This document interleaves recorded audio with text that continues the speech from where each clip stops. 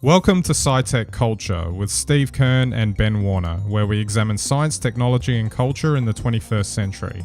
Visit our website at scitechculture.com. Hello and welcome to SciTech Culture. My name is Ben Warner and I'm joined by my good friend and colleague Steve Kern. How are we today, Steve? I'm good, thanks, Ben. How are you? I'm enjoying the last gasps of winter. Yes, as am I inside, as we always do.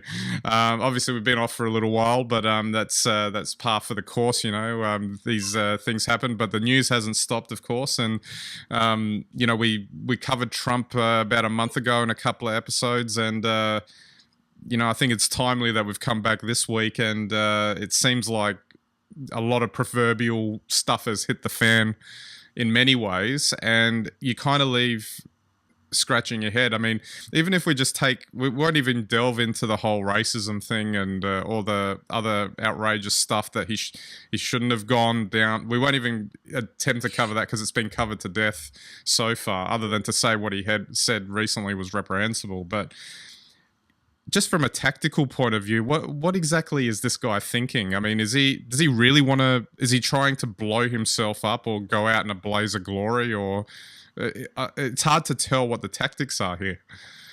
Well, this is it. I mean, I think the Americans created the term asymmetrical warfare. This is certainly asymmetrical politics. Yeah. I don't know that anyone can analyze it.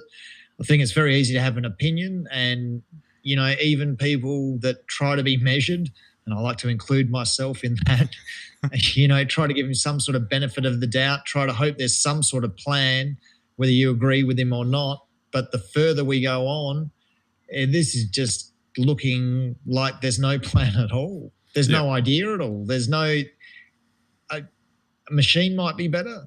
Yeah, certainly be more consistent, or some sort of puppet that could, at least deliver the lines right. But I just can't understand. I wish the Illuminati was in control. But I mean, I just can't understand what is. I mean, he's ultimately thinking about himself at all times. That goes without saying. How does he actually think that anything that's happened in the past 2 weeks or 3 weeks is of benefit to him? I mean, even just on a personal level.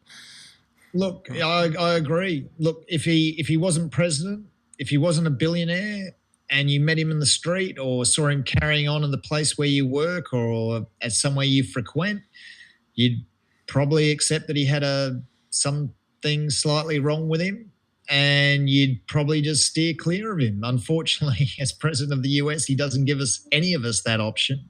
Yeah. And I think he's just showing that there's something not quite right. And when, as he has this week as well, he's matched wits with Kim Jong-un. Yeah. They seem to have come to some sort of sensible conclusion together. I just think that really highlights where this is all going. So, I mean, there were some signs that the established politicians were starting to break, at least on the Republican side, were starting to break with him this week. But that's another fascinating aspect to this, because I think, we've talked about how there's been so many times anything, like any one specific thing he said would have tripped him up, but it hasn't. It seems like this one was this last week, between threatening fire and fury on North Korea and then not condemning neo-Nazis on the other side, that is now qualitatively different. It seemed like I would think that was anyway, and the commentary would seem to support that. And there were a couple of, Republican politicians coming out denouncing what he said, denouncing what he was doing, calling him out, saying, but it still wasn't at a critical mass. It was only a handful of them. A lot of them just still don't want to step out and, call this guy out for what he is, and basically threaten the guy to sort of, ship up or ship out kind of thing, But the most stunning example of this was, I didn't realize this, but Mitch McConnell, the Senate Majority Leader, his wife was standing next to Trump when he was delivering his rebuke of his statement of his previous rebuke or whatever, and so Trump's, really gone after McConnell. His wife's standing there, not really willing to stand there with him. But on top of that, and then Mitch McConnell doesn't actually say anything against him in public and makes any sort of statement. Apparently it's all, in private they're all fuming, but they don't come out in public and say anything. Now, what's that say about what's going on? I don't know. I don't know what's going on. This is one of the most... I don't know what you'd say, but it's one of the most dislocating political scenes I think we can have imagined. I mean, we're just lucky that there is a bureaucracy probably in the US that's keeping the country going, because it seems to be bereft of leadership and consistent leadership too. I mean, politics is one thing, and where you stand on the political spectrum is one thing as well, but when you just go from fight to fight, and they're personal fights, they're very personal, they're very bitter, and there seems to be no capacity in there for, I guess, any sort of, hope that anyone could work together to make a situation better. There seems to be no apology when the wrong thing is said, and there doesn't appear to be anything except a ratchet that continually goes up and up and up and up. And I think if this keeps on going, I mean, Trump will effectively launch himself. I don't know where to, outer space. Maybe he'll be flying towards North Korea personally. I've got no idea.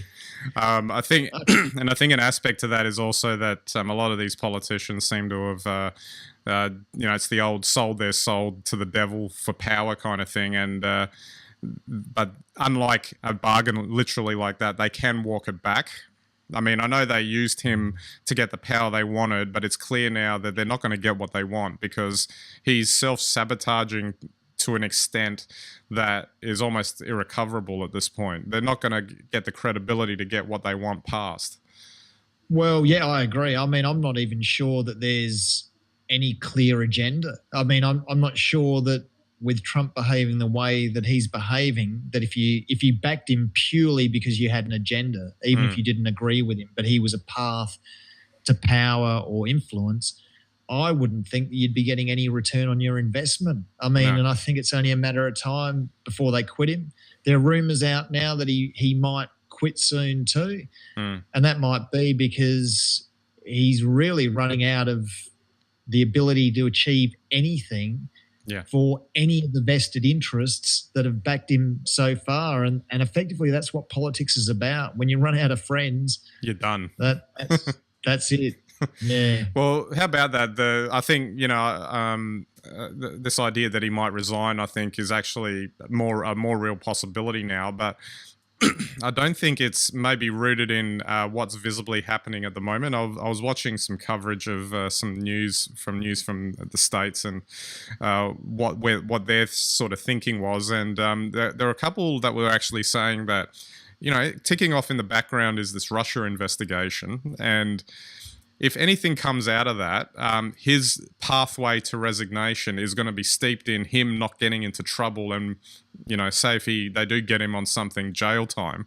So it's not going to be for the benefit of, the greater good that, he steps aside for the good of the country. But the problem is that he's going to dress it up as such. He's going to walk out, yep, this is a win. I'm leaving now because it's a win. And no doubt he will leave on his own terms as the most successful president America has ever had. I don't doubt that for a second. But I guess my concern is what's the collateral damage from that? How much is he going to torch on the way out before, it's all over? Are you suggesting there'll be anything left to torch when he leaves? Yeah, well, that's right. I think he's already caused the damage now. Absolutely. I mean, I don't know how things recover. I mean, they will recover, obviously. It's just you wouldn't have expected it to blow up just after. It's only really 6 months, 6, 7, 8 months. You would have thought we were 8 years into this already, but we haven't even closed the year out. Well, that's right. But, while I don't doubt for a second America is strong enough to recover from this, I still think that there's no way American politics will ever be the same again. Yeah, absolutely. All right, Steve, I think we might wrap it up there because this will be an ongoing saga, which I'm sure we'll return to because if nothing else, I'm just fascinated to see how it plays out because I think you can sort of see where it's going, but exactly how it'll play out is anybody's guess. That's right. It's not looking good. No, absolutely. All right, so don't forget our website, scitechculture.com. You can get all of our links and content there and subscribe to all of our content channels and the like, and we'd greatly appreciate if you visited. All right, so that's it for this episode. We'll catch you next time.